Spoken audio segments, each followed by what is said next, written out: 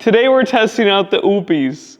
What a name. Do they just throw this into Google Translate and just take whatever comes out? Anyways, the reason people like this is because it's cheap. It's literally half the price of an Anker solar generator. But of course that comes at a price. This thing is not as efficient. I tested the idle consumption and I got 74 watts. And over a course of 24 hours, that's a lot of energy. So if you're trying to run something 24 hours, this is probably not for you. Next, the case looks cheap. If you compare this to an Anker, it just doesn't look as nice. It has a generator outlet, a NEMA 1450, and one of these. I've never seen this on a solar generator before, and they're pretty useful for powering Bitcoin miners and random stuff you buy off of Alibaba.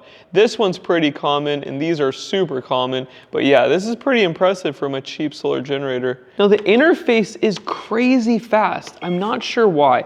Usually it takes a few seconds for stuff to turn on, but this one is instantaneous. And this is the Bluetooth and Wi-Fi. And if you want to connect it to the app, you have to turn it on. But you'll notice there's no AC inverter button on the front. It's on the side. And when the inverter is on, it will show the voltage down here. So we have 120 volts and 240.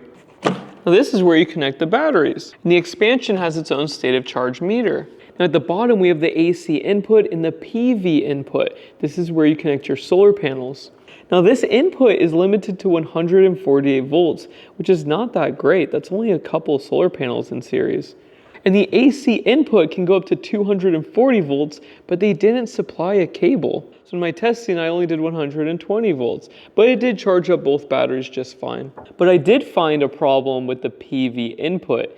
The MPPT does not like to track like other solar generators. Let's bring this thing to the other side of my shop and I'll show you what I'm talking about. So first we have an Anker generator and we have a high voltage power supply. And I want to show you how it's supposed to work. So let's turn on our power supply and we have 150 volts. Now let's connect it to the Anker. And a few seconds later, it works at the maximum output at this voltage. Now if we lower the voltage, it will find a new power point, it will track it, and it will raise the output to 10 amps. And with the Anker, it works every single time in a few seconds. Now let's compare this to the Oupes. This one's rated for 148 volts, so we set it to 147, and let's see what happens.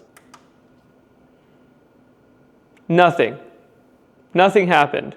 We are within the voltage range, and it is not tracking the power point. Now let's lower the voltage. Oh, there we go, now it's working. Now let's lower this voltage and see what happens. Uh-oh. It stopped tracking. And even though we're at 109 volts, it will not come back. It's not tracking it. Now let's lower it some more. There we go. Oh, nope, it disappeared. Let's have a lower voltage, turn it off, then turn it back on. Oh, it didn't work. Let's lower the voltage a lot. Okay, now it's working. But if I turn it off, we're at 106 volts, but it's only pulling 30 volts. Now let's turn it on at 106 and it should track around that voltage. Oh, it almost did.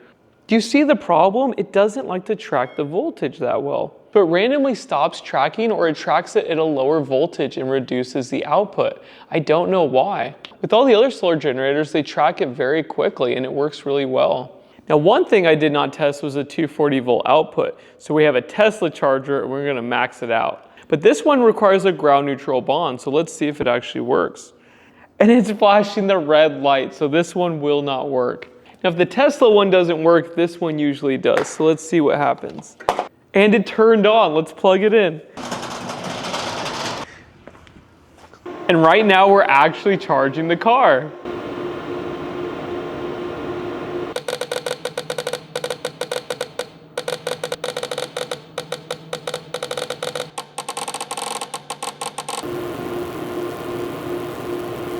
This was unexpected. It says on my Tesla, charge rate reduced, unexpected voltage drop. It says 220 volts, but let's take a reading with a meter.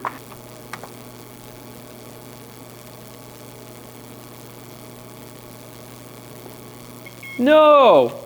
Right before it shut down, I got 210 volts. So I know everyone's excited for this thing because it's super cheap, but it has some problems. And that clicking noise, when I looked at the footage, I didn't hear that. I was not in the shop. That is a concerning noise. There's a relay or something and it's clicking like crazy. There's like 20 minutes of that clicking. And then it magically just disappeared. And the MPPT does not like to track. Sometimes it just stops charging. Or it will track the power point at a lower voltage. So you'll have like 100 volts coming in and it's tracking it at 30 volts. That's bad. Next, with the factory settings, you cannot use the total capacity of the battery.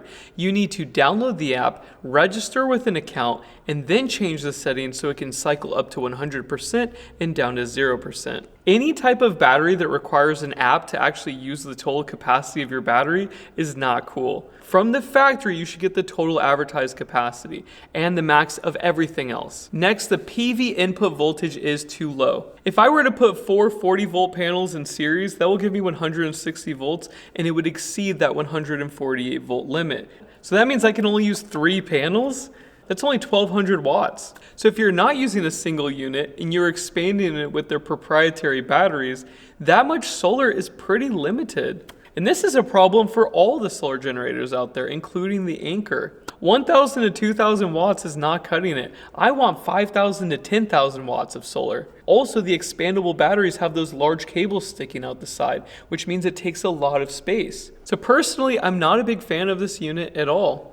And sadly, I'm not a fan of the other solar generators. I like them around the house if I use them for like an hour with a heat gun in my backyard, but anything more than that, and I'm not a fan. You can easily throw a battery on the ground next to a wall, put an inverter on the wall in 10 minutes, and then you have an infinitely scalable system that can run anything. It's awesome. And it's cheaper than the cheapest solar generator, so I would go that route. I like the effort though. The price point of the solar generator is fantastic. If they can fix all their software issues and not require an app to use the full capacity of the battery, then maybe I would consider it. And that clicking noise, that thing's gonna burn out something. That's not okay. You should not have it clicking like that. So anyways, thank you so much for watching and I would pass on this unit and I will see you in the next video. Bye.